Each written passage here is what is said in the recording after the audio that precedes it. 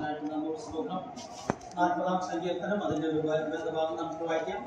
സങ്കീർത്തനം 40-ന്റെ 6, 7, 8 വാക്യങ്ങൾ. ഹനനിയാകും ഭോജനയാകും നീ ഇച്ഛിച്ചില്ല, നീ ചെവികളെ എനിക്ക് തുളച്ചിരിക്കുന്നു. ഹോമയാകും പാപയാകും നീ ചോദിച്ചില്ല. അപ്പോൾ ഞാൻ പറഞ്ഞു, ഇതാ ഞാൻ വരുന്നു. പുസ്തകച്ചുരുളിൽ എന്നെ കുറിച്ച് എഴുതിയിരിക്കുന്നു. എന്റെ ദൈവമേ, നിന്റെ ഇഷ്ടം ചെയ്യുവാൻ ഞാൻ ഭയപ്പെടുന്നു. നാം അതിന്റെ അവസാനം വായിച്ചത് ഇങ്ങനെയാണ്: എന്റെ ദൈവമേ, നിന്റെ ഇഷ്ടം ചെയ്യുവാൻ ഞാൻ ഭയപ്പെടുന്നു. എബ്രായ ലേഖനം അതിന്റെ 10-ാം അധ്യായം, നമുക്ക് വായിക്കാം. 10-ാം അധ്യായം അതിന്റെ 4 മുതൽ താഴെയുള്ള വാക്യങ്ങൾ. കാളകളുടെയും ആട്ടുകൊറ്റന്മാരുടെയും രക്തത്തിന്റെ പാപങ്ങളെ നീക്കുവാൻ കഴിയുന്നല്ല. ആകെ ലോകത്തിൽ വരുമ്പോൾ ഹനനയാകും വഴിപാട് നീ ഇച്ഛിച്ചില്ല, എന്നാൽ ഒരു ശരീരം നീ എനിക്ക് ഒരുക്കിയിരിക്കുന്നു. സർവാംഗ ഹോമങ്ങളിലും പാപയാഗങ്ങളിലും നീ പ്രസാദിച്ചില്ല. അപ്പോൾ ഞാൻ പറഞ്ഞു, ഇതാ ഞാൻ വരുന്നു.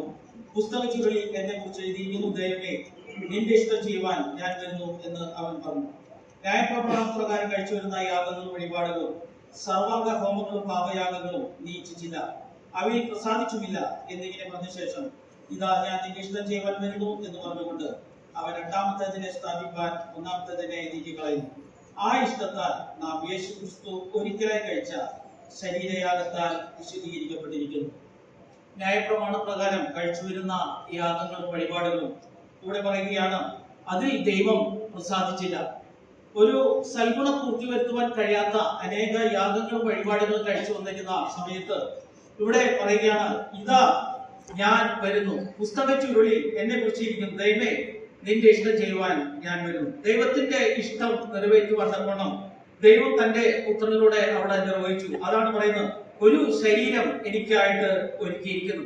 ഒരു ശരീരം എന്നേക്കുമായിട്ടുള്ള സൽഗുണ പൂർത്തി വരുത്തുവാൻ തക്കവണ്ണം കഴിയുന്നതായ ഒരു ശരീരം ഇവിടെ ഒരുക്കപ്പെട്ടിരിക്കുകയാണ്. മുൻകാലങ്ങളിൽ ചെയ്തു വന്നിരുന്ന യാഗങ്ങളോ വഴിപാടുകളോ കൊണ്ടോ മനുഷ്യനെ സമ്പൂർണമായ പരിഹാരം വരുത്തുവാൻ തക്കവണ്ണം കഴിയാതിരുന്നപ്പോൾ ഇവിടെ ഒരു ശരീരം ഒരുക്കപ്പെട്ടിരിക്കുകയാണ്.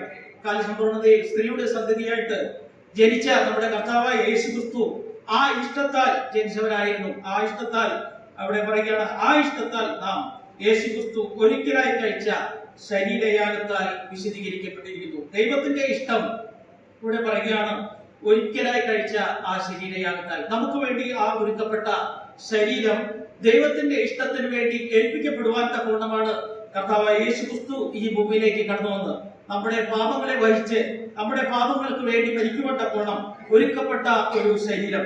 ഇന്ന് രാവിലെ ആ നമുക്ക് വേണ്ടി ഒരുക്കപ്പെട്ട ആ ശരീരത്തിന്റെ ഓർമ്മയ്ക്ക് മുമ്പിലാണ് നാം ഇന്ന് കടന്നു വന്നിരിക്കുന്നത്. കർത്താവായ യേശുവിന്റെ ശരീരത്തെയും അതുപോലെ കർത്താവായ യേശു ക്രിസ്തുവിന്റെ രക്തത്തെയും ഓർമ്മിപ്പിക്കുന്നതായിരിക്കുന്ന ആ സ്മാരക ശുശ്രൂഷയ്ക്ക് മുമ്പിലാണ് ഇന്ന് രാവിലെ നമുക്ക് കടന്നു വരുവാൻ തക്കവണ്ണം ഇടയായത്. ഇവിടെ പറയുകയാണ്, ആ ഇഷ്ടം, ദൈവത്തിന്റെ ഇഷ്ടം പൂർണ്ണമായി നിർവഹിക്കുവാൻ തക്കവണ്ണം കടന്നു വന്ന കർത്താവായ യേശു ക്രിസ്തു.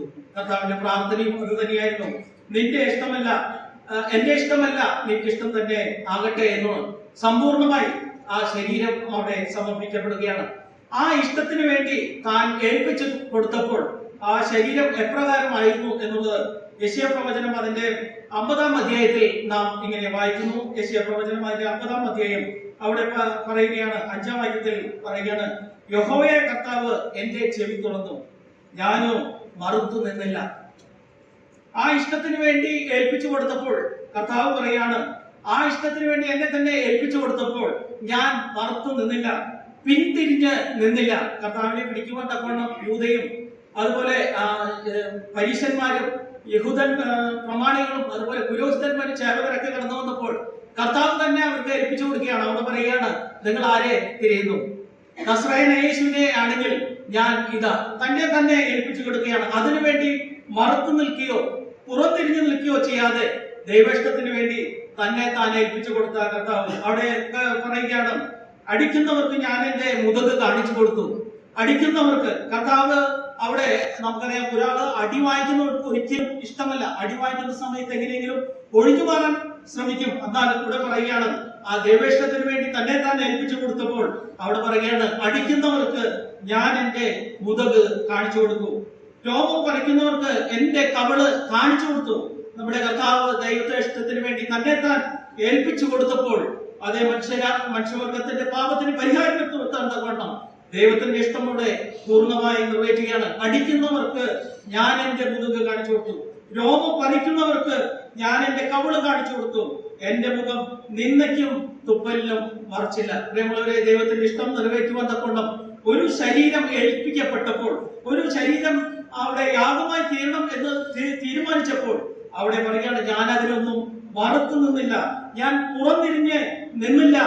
അടിക്കുന്നവർക്ക് മുതുക് കാണിച്ചു കൊടുക്കുക, അതുപോലെ രോമം പറിക്കുന്നവർക്ക് കവിള് കാണിച്ചു കൊടുക്കുക, തുപ്പലിനും നിന്ദയ്ക്കും ഇരയായ സമയം. നമുക്കറിയാം, നമ്മുടെ കർത്താവായ യേശുക്രിസ്തുവിനെ ആ ദുർബല വസ്ത്രം ധരിപ്പിച്ചു, തലയിൽ മുൾക്കിരീടം അണിഞ്ഞു, അവനെ ചാട്ടുവാറ കൊണ്ട് അടുപ്പിച്ചു, യഹൂദന്മാരെ രാജാവെ ജയ ജയ എന്ന് പറഞ്ഞുകൊണ്ട് നിന്ദിക്കും പരിഹസിക്കുകയും ചെയ്ത ഒരു ജനം. എന്തിനു വേണ്ടി?